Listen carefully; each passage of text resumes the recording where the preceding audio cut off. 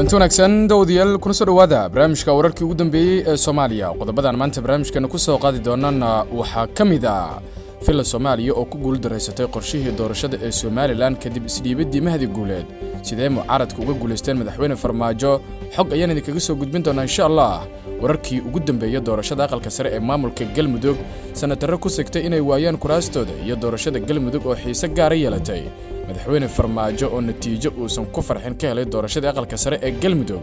xog laga helay madaxweyne Qoorqoor oo afduubtay baarlamaanka maamulkiisa xilli isbedel lama filaan lagu sameeyay go'aankii gudoomiye gacal ee habraaca doorashada aqalka sare wararkan kalena waxa kamid ah golaha ammaanka ee qaramada midoobay oo kulan degdeg ah ka yeelanaya xaaladda siyaasadeed ee Soomaaliya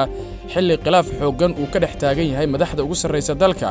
go'aan noocee ah ayuu golaha amniga ka qaadan doonaa xiisadan siyaasadeed iyo digniin culus oo laga soo saaray rag qaraxyo ku hubaysan oo soo galay Muqdisho iyo ciidanka ammaanka oo heegan buuxa la geliyay qodobadaas ayaan ku faahfaahin doonaa barnaamijka insha Allah waana Khamiis 12 bisha 8 ee Agoosto sanadka 2021 barnaamijkan wararka Soomaaliya waa mid aan ku soo gudbino dhammaan dhacdooyinka dalka hadaba daawada ka qayb qaada dib u dhiska dalka inagoo ka dheeraanayna wax walba oo dib inoo celin kara waad ku mahadsantihiin inaad taasna la fahantaan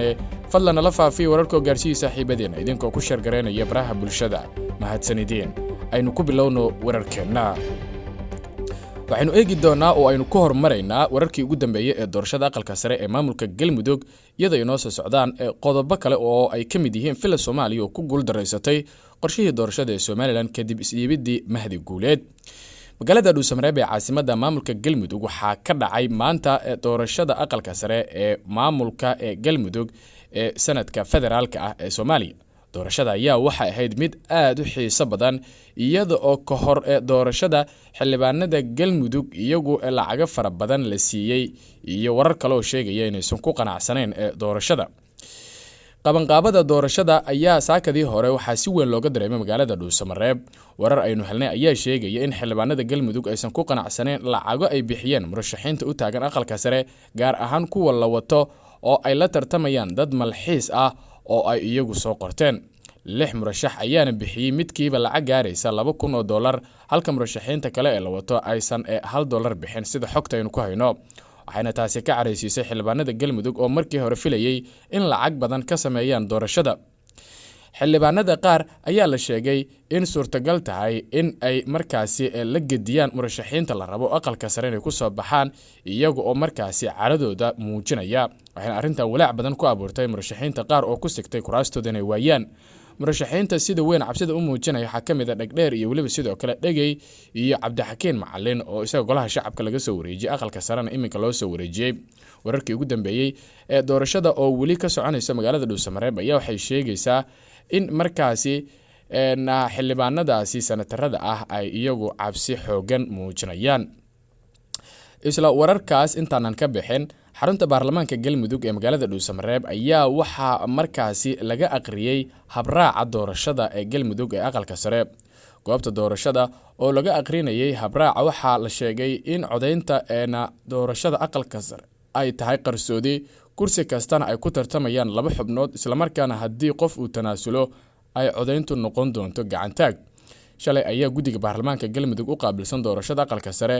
ee habraac ay soo saareen waxa ku jira in haddii qof uu tanaasulayo ay codeynta noqon doonto qarsoodi taas oo walaac laga muujiyay qodobka ugu culus ee habraacii shalay la soo saaray ayaa ah in aan cod markaasi gacantaag ah loogu codeyn murashaxii loo tanaasulo balse uu markaasi ka raadsado xildhibaanada cod kalsooni ah murashaxiinta u tanaasulaya murashaxiinta kale ayaa laga dareemay doorashooyin kale ee markaasi ka dhacay magaalooyinka Baydhabo Kismaayo iyo Garowe waxaana la rumaysan yahay in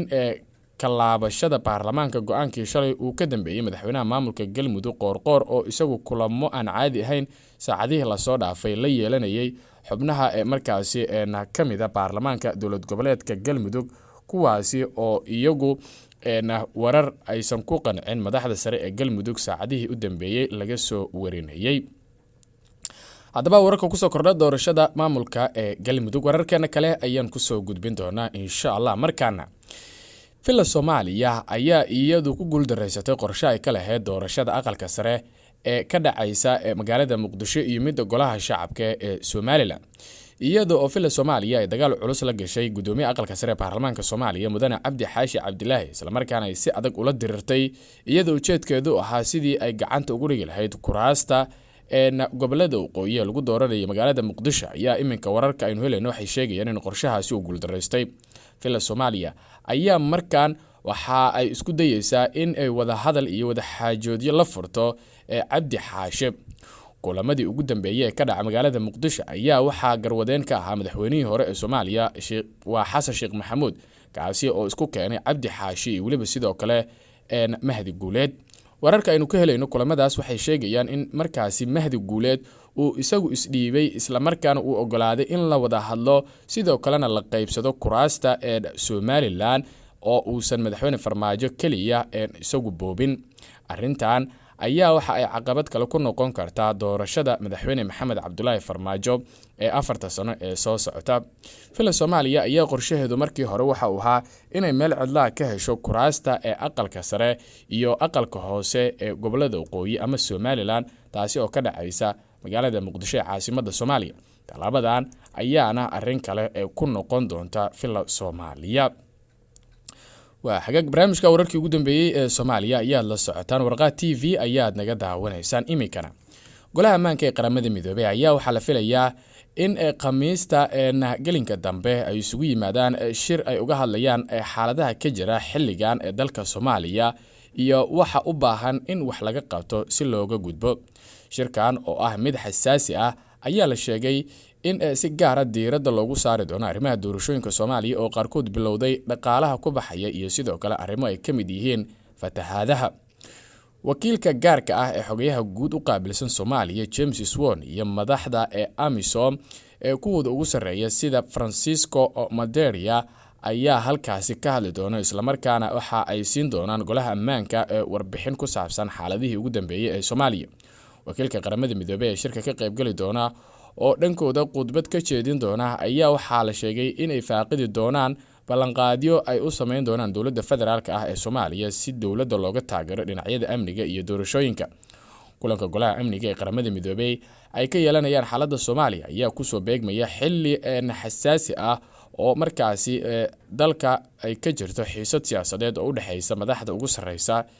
madaxweyne Maxamed Cabdullaahi Farmaajo iyo ra'iisul wasaare Maxamed Xuseen Roble waxaana sidoo kale uu ku soo aadayaa xilli ay soconayso doorashada aqalka sare ee baarlamaanka federaalka ah ee Soomaaliya. arrintaasi oo markaasi si weyn ee beesha caalamka iyo guud ahaan wadamada daneeya arrimaha Soomaaliya ay ula socdaan. doorashada Soomaaliya ayaana la filayaa in la soo gabagabeeyo dabayaaqada sanadkan iyada oo gaari doonta ilaa iyo December marka la fiiriyo sida haatan ay wax u socdaan iyo xiisado weli ka jira maamul goboleedyada qaar sida maamulka Hirshabelle oo weli isagu aan bilaabin ee doorashada aqalka sare ee baarlamaanka Soomaaliya. sidoo kale waxaa la filayaa in go'aanka ka soo bixi doona golaha ammaanka ee qaramada midoobay uu wax weyn ka bedeli doono khilaafka u dhaxeeya madaxweyne Farmaajo iyo waliba sidoo kale ra'iisul wasaare Maxamed Xuseen Roble. qaybaha ugu dambeeya ee wararkeena ayaynu isla soo gaarnay. ugu dambeyntiina saraakiil ka tirsan ciidamada booliiska Soomaaliya iyo hay'adaha ammaanka ee Soomaaliya ayaa sheegay in Muqdisho ay ka bilaabeen baaritaano iyo feejignaan amni kadib xogo amni oo la helay. saraakiisha ammaanka ayaa sheegay in ay heleen warbixino sheegaya in Muqdisho ay soo galeen ugu yaraan 13 qof oo rag ah kuwaas oo dhammaantood la sheegay inay ku xiran yihiin jaakadaha qarxa isla markaana damacsan in xilliyo kala duwan ay weeraro ka geystaan goobo kala duwan oo Muqdisho ah. hoteelo ku yaala Muqdisho, maqaayado, saldhigyo ciidan iyo xarumo dawladeed ayaa aad looga cabsi qabaa in raggan ay weeraro ka fuliyaan waxaana aad markaasi feejignaantan loo geliyay ciidamada ammaanka ee Soomaaliya. magaalada Muqdisho saacadii la soo dhaafay waxaa la xiray wadooyinka qaar iyadoo sidoo kale la baarayo gaadiidka raaxada ee gobolka Banaadir si gaar ah waxaa la baaraya gaadiidka galaya madaxtooyada Soomaaliya ama kuwa ka imaanaya hormaraya fila Soomaaliya. baaritaanada iyo feejignaanta amniga Muqdisho ayaa aad loo dareemay saacadii la soo dhaafay inkastoo dadka qaar ay markaasi u qaateen arrimo ciidan oo la xiriiray khilaafka madaxweynaha Soomaaliya iyo ra'iisul wasaare Maxamed Xuseen Roble. tan iyo markii dowladda federaalka ay wadooyinka Muqdisho ku wada goysay dhagaxaan,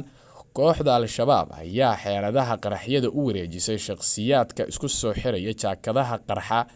si ay dhibaato markaasi u geystaan kuwaas ay adag tahay in laga hortago waxaana kadib kordhay qaraxyada ismiidaaminta ah ee magaalada Muqdisho. dadka falanqeeya amniga ayaa dowladda waxa ay markaasi ku dhaleecaynayaan inaysan lahayn wax qorshe amni ah oo ay kaga hortagayaan dhibaatooyinka ka dhacaya guud ahaan waddanka gaar ahaan magaalada muqdisho. qodobkaas ayaa ugu dambeeyay warkani tan iyo warkaan war lamid ah intaynu dib ugu kulmi doono waxaan idinkaga tegaynaa sidaas iyo nabadgelyo.